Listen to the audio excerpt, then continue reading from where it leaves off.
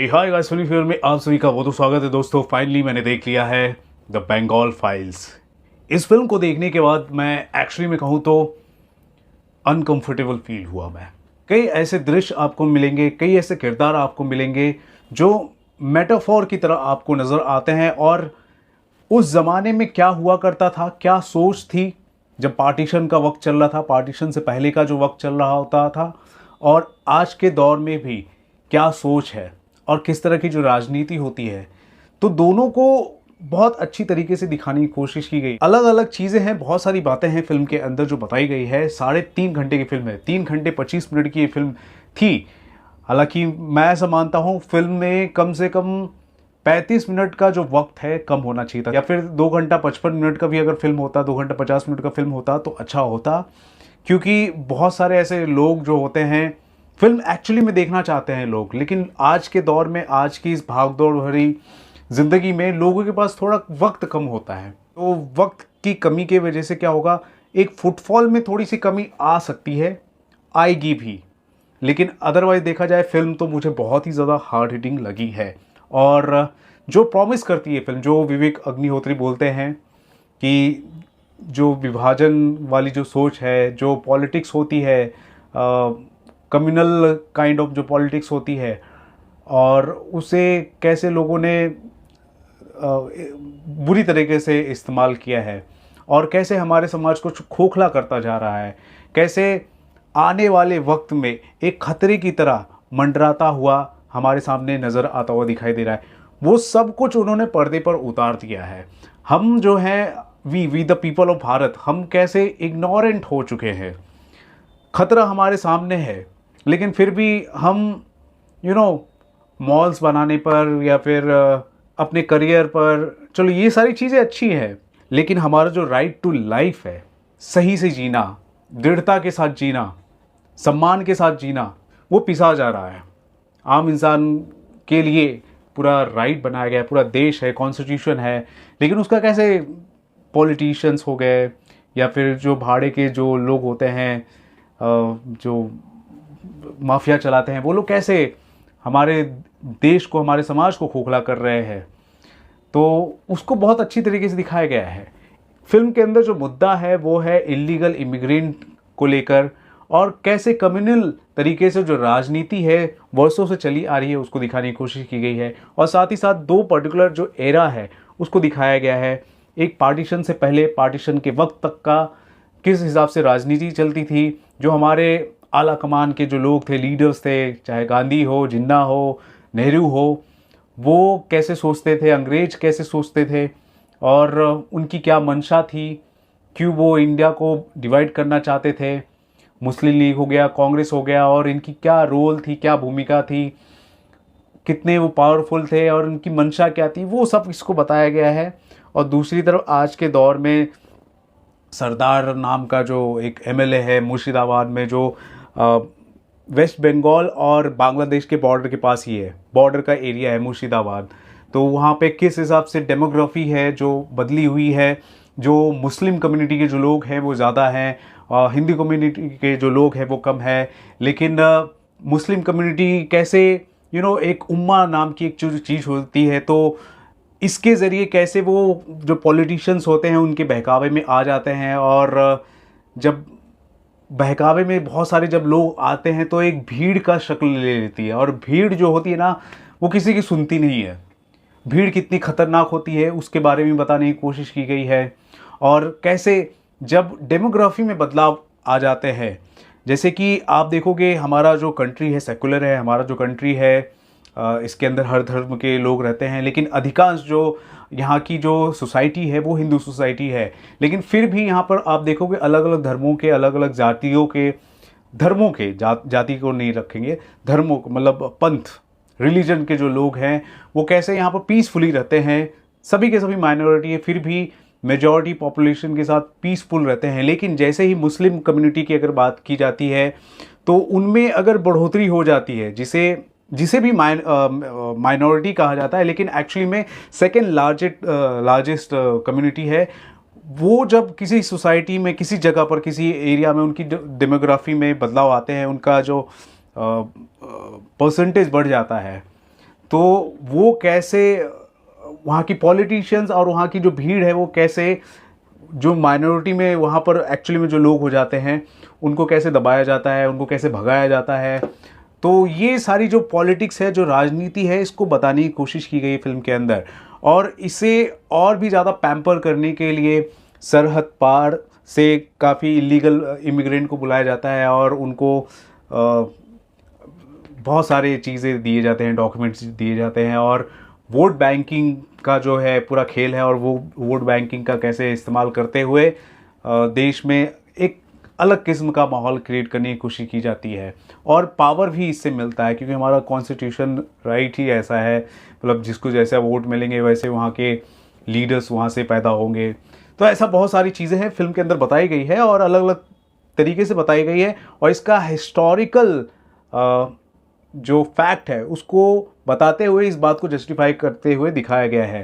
तो जो 47 के दौरान जो भी हुआ और क्यों पार्टीशन हुआ, रिलीजन के नाम पर ही हुआ ना, तो आज भी कैसे रिलीजन चल रहा है उसको दिखाया गया है। तो वो काफ़ी हार्ड हिटिंग है, और अफसोस की बात ये सच है, कड़वी सच्चाई है। अब कोई भी ऐसी बात करता है, इस पर बात करने की कोशिश करता है, तो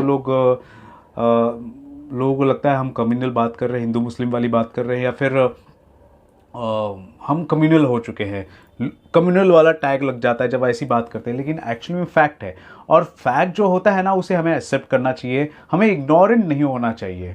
जैसे कि नाजियों ने कैसे ज्यूस के साथ किया, उन मतलब मास तरीके से एक्सोडस हुआ, और उनका भी नरसंहार हुआ।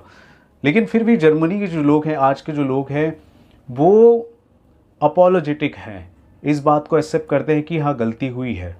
लेकिन हमारे देश में, हमारे समाज में बात ऐसी है कि एक तबके के, कम्युनिटी के जो पूर्वज थे या फिर उस ज़माने के जो लीडर्स थे, उन्होंने कुछ किया, कुछ गलतियाँ की, तो उससे एक्सेप्ट कराने के बजाय या फिर उस हिस्ट्री को एक्चुअली में मानने के बजाय लोग उसको फ़ख्र से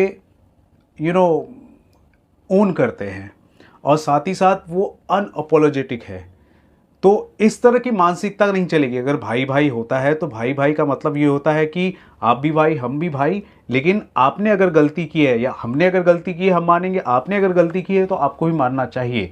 लेकिन ऐसा नहीं है, एक जो है भाईचारा दिखा रहा है, लेकिन दूसरी तरफ से वो जिन्होंने गलतियां की हैं उसको ओन करना प्राउडली, जैसे कि बहुत सारे आप देखोगे ना, औरंगजेब जैसे लोग हो गए, इस तरह के जो लोग हो गए, उसको लोग काफ़ी फ़ख्र से ओन करते हैं, अपना पूर्वज मानते हैं कई सारे लोग। तो मैं उस कॉन्टेक्स्ट में भी मैं बोलना चाहूँगा, और जो पार्टीशन के वक्त जो जिन्ना जैसे लोगों ने किया उसको भी। तो जो मानसिकता है विभाजनकारी वाली, जो मानसिकता है जो किया करते थे, उसको भी काफ़ी लोग ओन करते हैं, उनको पूर्वज मानते हैं लोग। तो अगर मेंटालिटी रहेगा एक तबके के अंदर, तो वो अनअपोलोजेटिक रहेंगे। तो जब अनअपोलोजेटिक रहेंगे तो क्या होता है ना, भाईचारा सही से नहीं हो पाता। तो हमें अपोलोजेटिक होना है, हमारी गलतियों को एक्सेप्ट करना है, और सभी को साथ में चलना चाहिए। तो ये जर्मनी के जो लोग हैं उनसे सीखना चाहिए। दुनिया भर के जो लोग हैं जो मानते हैं इस बात को, जो ज्यूस के साथ हुआ, वो मानना चाहिए, क्योंकि 40,000 से ज़्यादा लोगों का कत्ले आम हुआ। गिद्ध जो है नोच नोच कर लाशों को खा रहे थे, सफाई करने वालों को भी मार दिया गया था ताकि उन लाशों को भी कोई सही से उनका अंतिम संस्कार ना कर सके, सफाई ना कर सके। तो ऐसी ऐसी चीज़ें जब एक्चुअली में जो फैक्ट है, जो मैं इंटरनेट पे पढ़ता हूँ, देखने में मिलता है कि हाँ ये एक्चुअली में रियलिटी है। नोआ खली वाली बात हो गई, कैलकाटा में कैसे मैसेकर हुआ, तो ये सब सुनता हूँ तो मुझे बहुत तकलीफ़ होती है, और उससे काफ़ी लोग ओन करते हैं या फिर इस फिल्म को नकारने की कोशिश करते हैं, जो फिल्म के अंदर एक हिसाब से फैक्ट ही बताया गया है, लेकिन उसको भी नकारने की कोशिश करते हैं ये कहकर कि ये प्रोपेगेंडा है। लेकिन फिल्म के अंदर तो सारी चीज़ें तो फैक्ट बताई गई है, तो फैक्ट को कैसे काउंटर किया जा सकता है? फैक्ट तो फैक्ट होता है। तो रियलिटी को एक्सेप्ट करके आगे बढ़ना चाहिए, और जो भी गलत काम हुए हैं उसे याद रखते हुए अपोलोजेटिक होना चाहिए। और आगे बढ़ना चाहिए। ये मेंटालिटी होनी चाहिए और आगे बढ़ना चाहिए। We the people of Bharat, हमें भारतीय होना है, हमें हिंदू नहीं होना, मुस्लिम नहीं होना, हमें डिवाइड नहीं होना है, ठीक है। तो ये जो चीज़ें हैं इसको बताने की कोशिश की कर रही है फिल्म।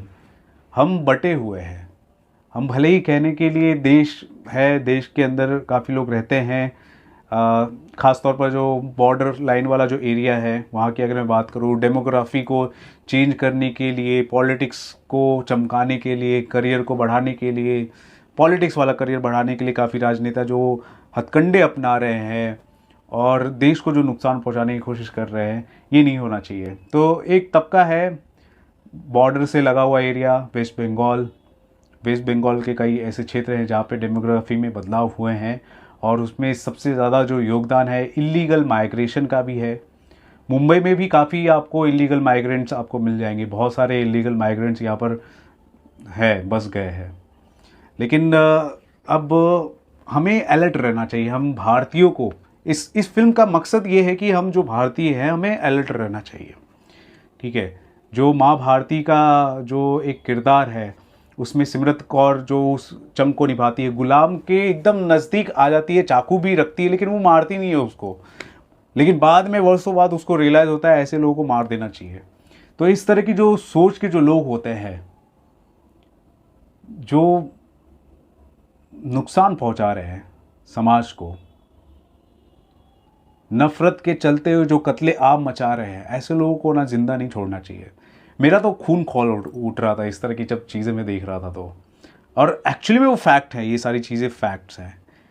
तो ये सारी बातें हैं, फिल्म की तरह ही मैंने इसको देखा है, लेकिन फिल्म के साथ साथ जो मेटाफर तरीके से जो बहुत सारी जो बातें बताई गई हैं उसे भी हमें समझना चाहिए।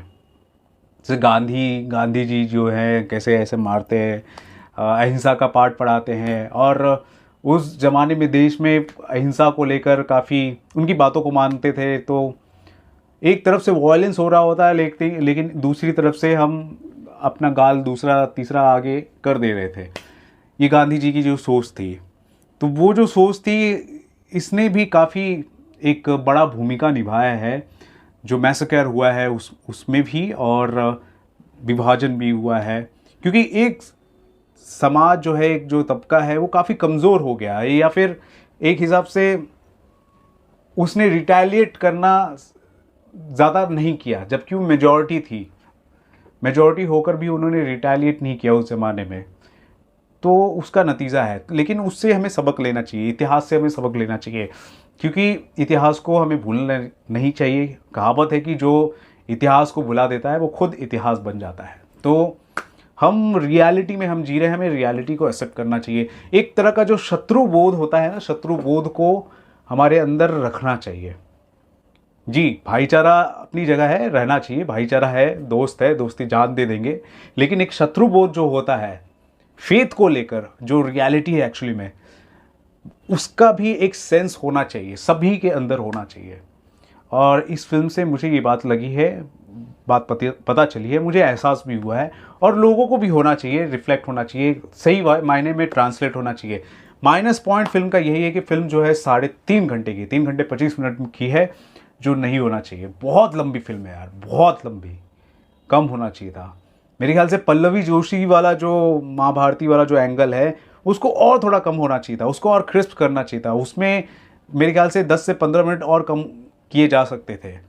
उसके अलावा और भी कुछ सीन्स हैं वो कम किए जा सकते थे, लेकिन वो अदरवाइज़ ठीक है। फिल्म जो है, जो इसका थीम है, जो मकसद है, जो बताना चाहती है, इसे प्रॉपर तरीके से कन्वे करना है जो सब्जेक्ट है, तो उतना इसको रन टाइम तो लगेगा ही लगेगा। इनफैक्ट इतनी बातें हैं उसको बताने के लिए 3.5 घंटा भी कम है, लेकिन फिर भी क्योंकि एक फिल्म है और लोगों के टाइम को भी रेस्पेक्ट देते हुए, क्योंकि लोगों के पास ज़्यादा वक्त नहीं होता, तो उसको रेस्पेक्ट देते हुए फिल्म का टाइमलाइन थोड़ा और कम होना चाहिए था, रन टाइम कम होना चाहिए था। अदरवाइज फिल्म अच्छी है, देखने लायक है, तो मुझे फिल्म अच्छी लगी है, देखने लायक है। कमी बस ये है कि वक्त लंबा है, इसका रन टाइम ज़्यादा है।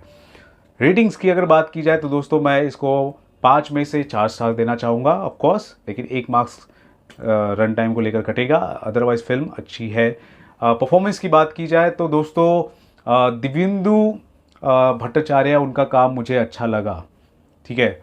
उसके अलावा सिमरत कौर का बहुत ही अच्छा परफॉर्मेंस है फिल्म के अंदर। She is amazing in the film, she nailed it. मेरे ख्याल से आज के ज़माने की जो भी एक्ट्रेसेस होंगी, जो लड़कियां होंगी, सिमरत कौर के 10% में भी अगर आजकल एक्टिंग कर लेना, वो फिल्में बहुत अच्छा चल जाएंगी। सिमरत कौर ने बहुत अच्छा प्रदर्शन किया है, टू बी वेरी ऑनेस्ट।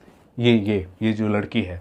उसके अलावा नमाशी चक्रवर्ती, मिथुन चक्रवर्ती के जो बेटे हैं, गुलाम का जो कैरेक्टर पोर्ट्रे किया है, वो जो मुल्ले का जो कैरेक्टर पोर्ट्रे किया है, यार मुझे तो बहुत नफरत हुई उस बंदे से। क्या काम बहुत अच्छा किया उसने। उसके अलावा सौरभ दास जो गोपाल पाठक का किरदार निभा रहे हैं, वो भी आते हैं और अच्छा खासा काम करते हैं। और एक सरदार का जो किरदार निभाता है वो भी अच्छा काम है। और दर्शन कुमार की अगर मैं बात करूँ तो एज़ यूजुअल दर्शन कुमार जो हैं कश्मीर फाइल से हम देखते आ रहे हैं, तो यहाँ पर भी उन्होंने अच्छा काम किया है। शाश्वता चैटर्जी ने भी अच्छा काम किया है। कास्टिंग अच्छी है, ठीक है, लेकिन सिमरत कौर का मुझे काम बहुत अच्छा लगा है। मिथुन चक्रवर्ती का भी एक हिसाब से ठीक है, और उनका भी कैरेक्टर एक हिसाब से मेटाफोर है हमारे लिए। हर एक किरदार एक मेटाफोर है और कनेक्शन है, और अच्छी स्क्रिप्ट, अच्छी मैं बोलूँगा राइटिंग है फिल्म की। एक हिसाब से जो लिटरेचर के आप जो फैंस हैं, तो लिटरेचर के पर्सपेक्टिव से भी आप इस फिल्म को देखोगे तो आपको ये बहुत फिल्म पसंद आएगी। तो उस पर्सपेक्टिव से देखा जाए, लिटरेचर के पर्सपेक्टिव से देखा जाए ना, 3.5 घंटे भी कम है। लेकिन एक फिल्म के पर्सपेक्टिव से देखा जाए, जो वक्त निकाल कर जो लोग फैमिली के साथ आते हैं, तो उनकी नज़र से देखा जाए तो लंबा लगता है। हालांकि फिल्म देखने लायक है, आप देखने जा सकते हैं, वक्त निकाल कर देखिए, लेकिन देखिए इत्मीनान से देखिए, और अपने सेंसेस को एकदम ओपन करके देखिए, ठीक है। और कुछ समझिए, कुछ समझकर और फिल्म देखिए, ठीक है। तो ये है मेरा ओपिनियन फिल्म को लेकर। दोस्तों आपका क्या मानना है ज़रूर बताएं हमारे कमेंट सेक्शन पर। देखते रहे आपका अपना channel Filmi viewer. This is Ravi Gupta signing off. Thank you, bye.